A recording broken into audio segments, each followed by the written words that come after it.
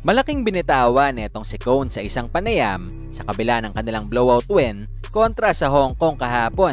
Yan ay matapos mang i-like ang video na ito, mag-subscribe sa ating channel at pakidamay na rin ang ating official Facebook page. Pero bago natin simulan, alam mo ba ngayon ay mas madali nang maglaro at manalo dito sa 1xBet? Especially na pwede ka nang mag-cash in at mag-cash out through GCash.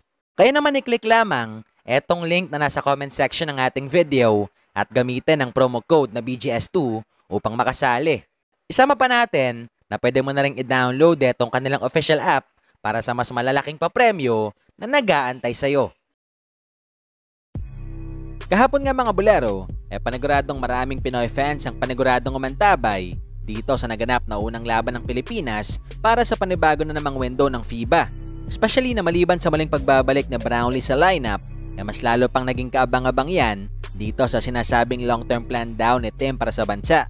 At syempre, sama pa natin ito ring patuloy na pagsali ni LA Tenorio sa coaching staff ng koponang binubuo ni Cone sa ngayon.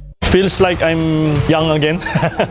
Kasi mga kasama ko mostly mga bata na talaga. I think this is the future of Philippine basketball. Ito na yun, diba? I think the present and will be the future of Philippine basketball. So, the last time I was here kasi I was part of the coaching staff. So it's a different role, no? Pero same pa rin, same agenda pa rin kung bakit ako nandito.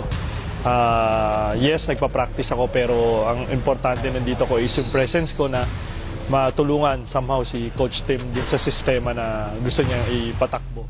Kung saan kahapon, sa kabilangan ng matamis na panalo na nauwi ng Pilipinas, mukhang di pa rin kumbinsido dyan etong si Tim. First half, everybody was tentative. You know, everybody was trying hard, but they were tentative, and we were missing shots we should have made.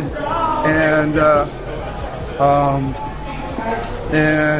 we were a little overextended defensively. We're allowing guys, just all the things we weren't supposed to be doing, we were doing in that first half. And I just couldn't get our minds settled and on the game itself. I think it's just that first game jitters playing together.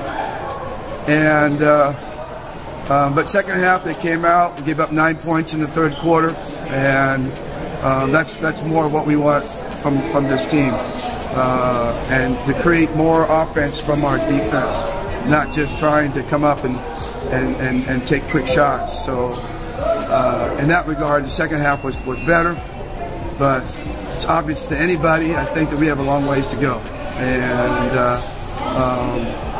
we hear that Taiwan gave New Zealand a real battle today, so they're going to be a team to reckon with when we come on Sunday. We're going to need to play a lot better than we did tonight.